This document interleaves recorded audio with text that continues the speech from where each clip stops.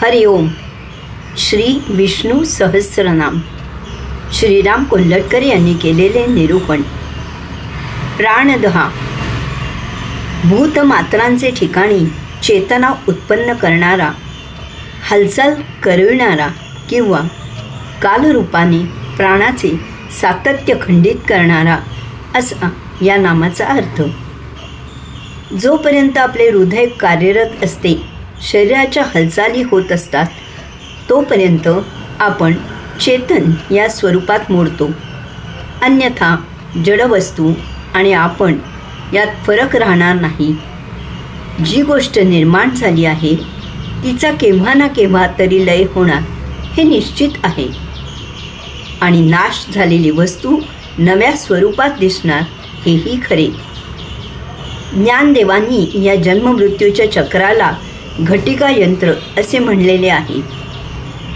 अर्जुन जेव्हा भगवंताचे अकराळ विक्राळ भयंकर रूप पाहतो, तेव्हा भीतीने थरथर कापत तो भगवंतांना विचारतो की हे भयंकर रूप धारण करणारे आपण कोण आहात?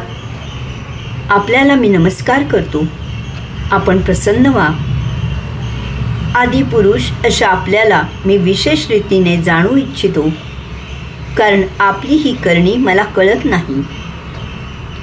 तेव्हा भगवंत म्हणतात की मी लोकांचा नाश करणारा महाकाल आहे. यावेळी या लोकांच्या नाशासाठी मी प्रवृत्त झालो आहे. तू युद्ध केले नाहीस तरी या सर्वांचा नाश होणार आहे.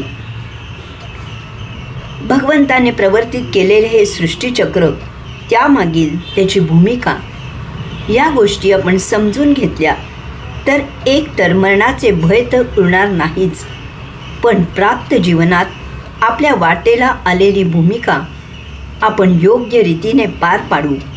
अगदी मृत्यू देखील आपल्याला मंगलकारक वाटेल, नवसंजीवन देणारा वाटेल, यात संशय नाही. या नामाच्या निमित्ताने आपण हेही लक्षात घेऊया की या जडदेहात प्राण फुंकणारा तोच आहे आणि जडात रूपांतर करणाराही तोच आहे. जन्म मृत्यू ही दोन्ही टोके, दोन्ही गोष्टी प्रदान करणारा तोच असल्याने या दोन टोकांमधील जीवन आपण त्याच्याच इच्छेनुसार साक्षी भावाने व्यतीत करावे हे इष्ट नव्हे का? किंबहुना तेच आपल्या अंतिम हिताचे आहे हे आपण लक्षात घेऊया.